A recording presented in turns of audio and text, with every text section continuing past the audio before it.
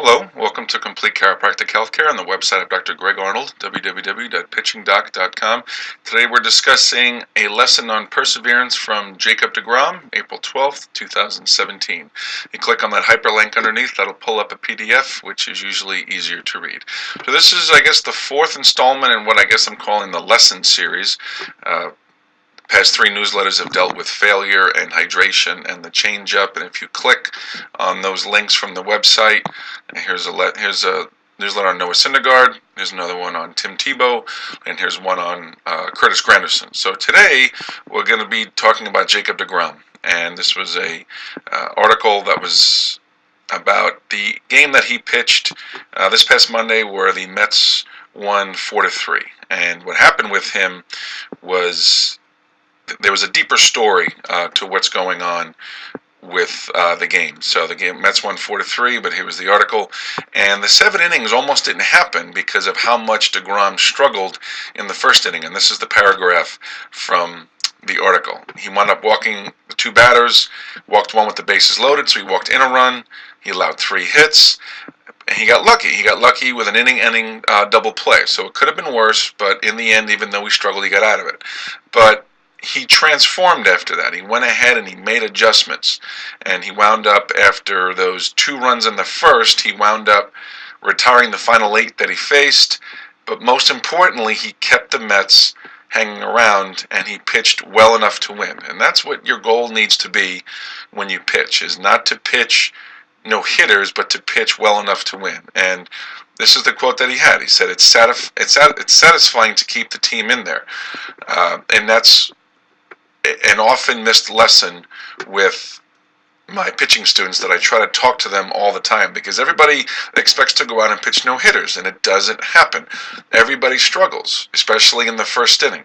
So the lesson that we learn here is, well, what are you going to do when you have that bad inning? Are you going to let it get the best of you and get out of the game, or are you going to fight to grind out a solid start and again keep your team in the game and give them a chance to win? I'm constantly telling my pitching students all the time that your coaches will respect you more if you grind out 5 innings with your worst stuff than if you sail through 7 with your best. Everybody can pitch when they have their best stuff, right? Everybody can pitch when there's bases empty and 2 outs, right? But what happens when the first 2 plays of the game you have 2 errors, and now it's first and second, and you got 3, 4, 5 coming up? What's going to happen? And even as I was listening to the game as it was happening, even the broadcasters took notice. And Gary Cohen, one of the Mets broadcasters, talked about the 2 runs in the first inning and then only allowing 3 hits over the next 5. And he said, it's something that we've seen before with Jacob, but it just impresses you when he's able to make the adjustments. And that's what pitching training should be about. It's not about being perfect, it's about being consistent in your ability to make adjustments. And then Ron Darling, the other Mets broadcaster for the night, what I loved about it was the quote that he said. He says, you're almost judged by how good are your poor games. And Jacob's poor games are very good. And this is what I just talked about.